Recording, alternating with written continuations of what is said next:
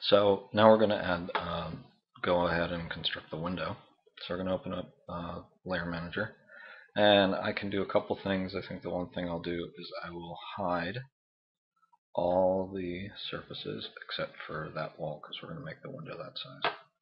The other thing I want to do is I want to create a new layer. I want to make sure I have nothing selected, which I don't because everything's locked. Create a new layer, and then I will call this window. And the reason I'm going to do this is you'll see there's a lot of parts. You should properly label all of them, but for time being, just for the sake of this demo, I'm going to ignore that and just kind of work through and create the different elements. So let's grab our box tool, and we will go draw out a box in the side view, and we shall move it up and move it closer to, and let's zoom in. Oh. Okay, and let's start adding some other elements. So this is kind of the part that goes under the sill. Let me switch this over to world view. Okay, there we go. And now let's tweak the size just a little narrower, a little smaller, and put it down and move it over and get it roughly centered. Okay, so that's the bottom piece. And now let's copy it.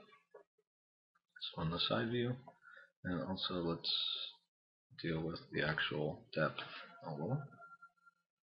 Now we want it to have some depth because we're going to add a lot of other elements to the window, so ideally we want to kind of try to keep things out as far as possible and then adjust them at a later time. So let's drag off a copy, okay, and this is going to be, let's switch this over to Realm as well, the actual sill itself. So we want to increase its size and adjust its height just a little so it's skinnier. And let's decrease its depth. Actually, I'm going to do that for the bottom one as well. Okay, yeah, because this is pretty far out. But like I said, we can adjust this later just by moving the window in and out that way. Okay, so let's do the top as well. So I'm just going to copy these both and pull them up. And let's find roughly the top of the window. Okay. And then I'm going to copy this piece and copy one below it. And I'll make this one a little narrower and a little smaller. So it's not as dominant as the top one. Okay, so some basic elements. And like I said, best thing to do is to actually look at a reference image, which will go a long way to give you things like proportionality and stuff. I'm kind of just showing the basics at this point, but like I said, you can spend more time working on this. So next thing we want to do is we want to add the frame that goes around the window. A couple ways we can do this. Probably the easiest way is just to grab one of the pieces that we already have made and do a rotate. Switch that over to world and put on lock. And then in any view, I'll hold down the shift key and I will spin off a copy and move this down and move it over. And do the same thing, hold down shift, do another copy on the other side. And now we have a basic opening for the window. Now, older windows weren't like modern windows where they had giant pieces of glass, so they actually had separate panes or panels for everything. A couple ways we could do this.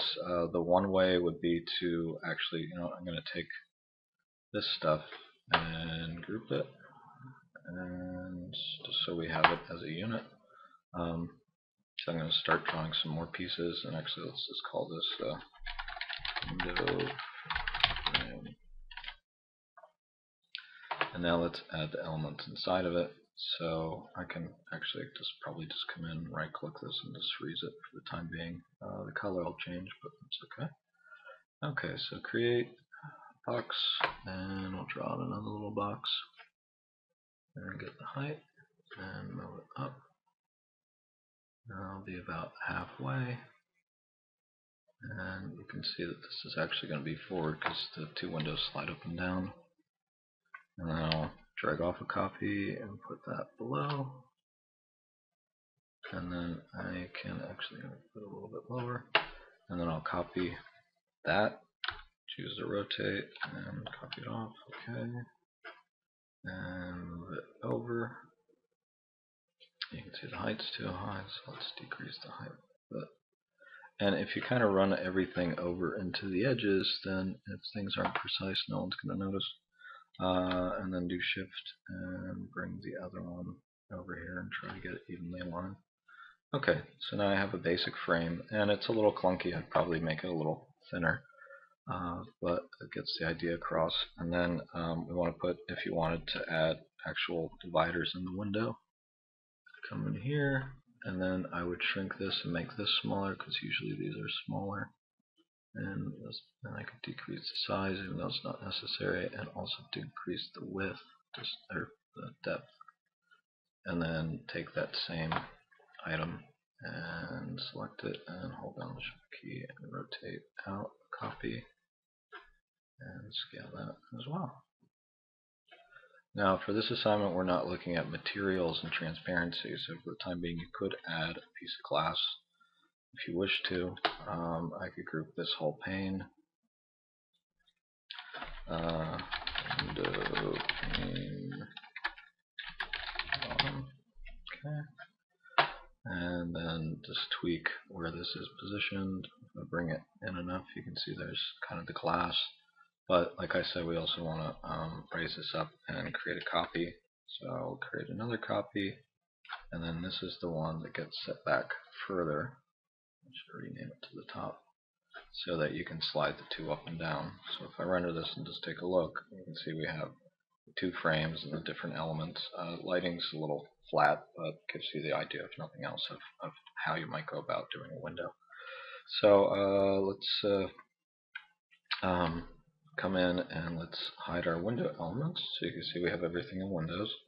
I have nothing selected, and I'm just going to basically do this en masse. I'm going to hide the whole window layer. I'm going to create a new layer and make this one visible, make sure I'm working on it, and this is going to be called door. We'll highlight that layer, and then I want to come back to my my wall, and I want to hide the right wall, but I want to show the back wall. Okay. So let me just save this just in case. Save as false. Okay. So let's see what we got here. Okay, I'm going to do this maximized so we can kind of see. Actually, I need to draw out the shape real quick, and then we'll do the rest of it maximized. So let me create a plane, and I'll show you some other techniques that you can use. I'll show you the extrude option.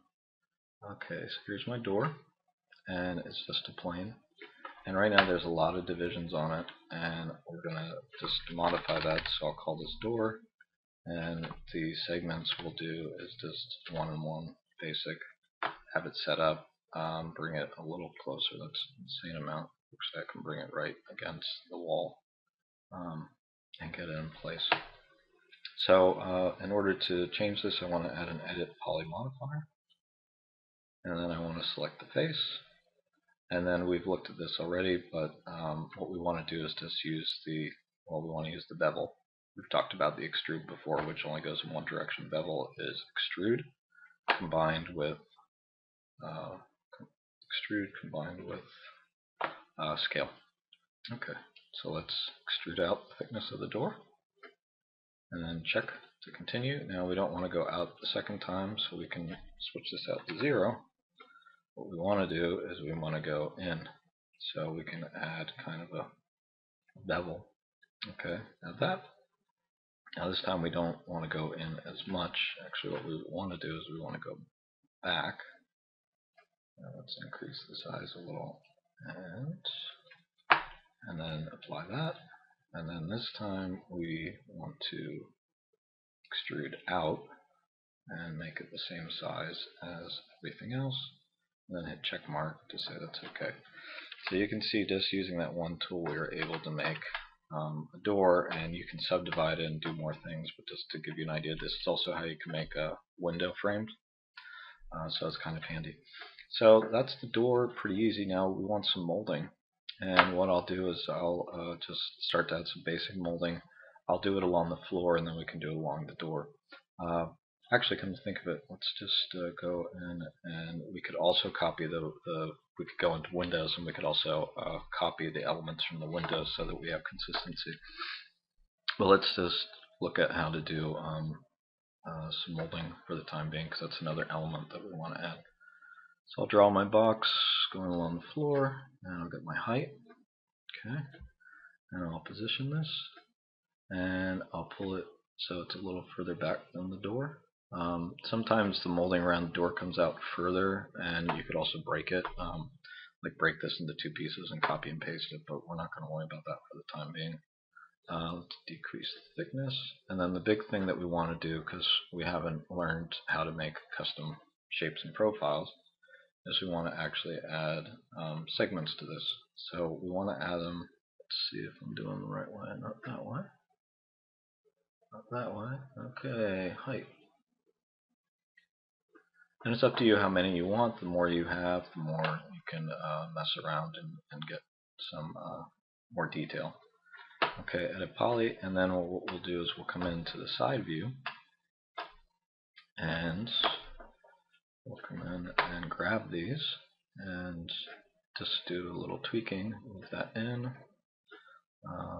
Take this. Let's see. We want to take those and scale all those up, and move that up so that we get that rounded shape. I want to take this one up. I want to border select it, because if not, you won't get all the other ones behind it. And this kind of gives us some basic molding that can kind of work, so we get kind of a highlight. If we zoom in and just go to render it real quick, you'll see that it starts to catch the light. Now it's smoothed out, which is kind of a default. So what we would want to do, and this is something we'll look at in a couple of weeks, but just to mention it, is you want to turn off smoothing, which is clear all. And then once you do that, you get a much more defined edge that you can work with. Okay, so that's our base, our floor molding.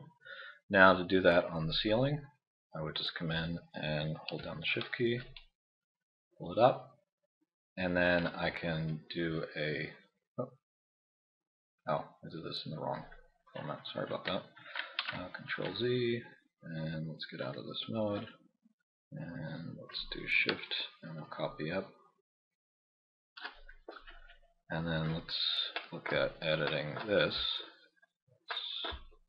Now the crown mold is kind of the invert of the floor molding, so you could actually, if you wanted to, go in and just kind of take this piece. But the thing about the crown molding that's a little different is it's squished differently, and it all has to do with the angle of the viewer. So it's actually squished down and then it goes out, so it's a slightly different look. And then we'll come in and do some tweaking on this, so that goes up, and this goes up as well. So I'm going to pull this one out. So I got that edge, and pull this up. And then what we can do is grab both of these, and grab all these, pull those back further. Grab this, pull this up, and take this one. Now that's way too long, so I'll just select the whole thing and kind of pull it back. And if you look at some of the handouts and resources, there's actual profiles if you don't quite know what you want the molding to look like. So now we got top and bottom, and then let's copy the bottom one, and I'll just do a shift rotate, and 90 degrees, okay. And then I'll scale this down, and move it up, and move it over. And I need to do some more scaling. Get it in the ballpark. And also, you could also go and scale by going to poly edit mode, because of the way this is designed. So if you'd rather do that, that's fine as well. You can also go through the floor, so that's not a major issue. Okay, so let's copy this, and I'll hit rotate.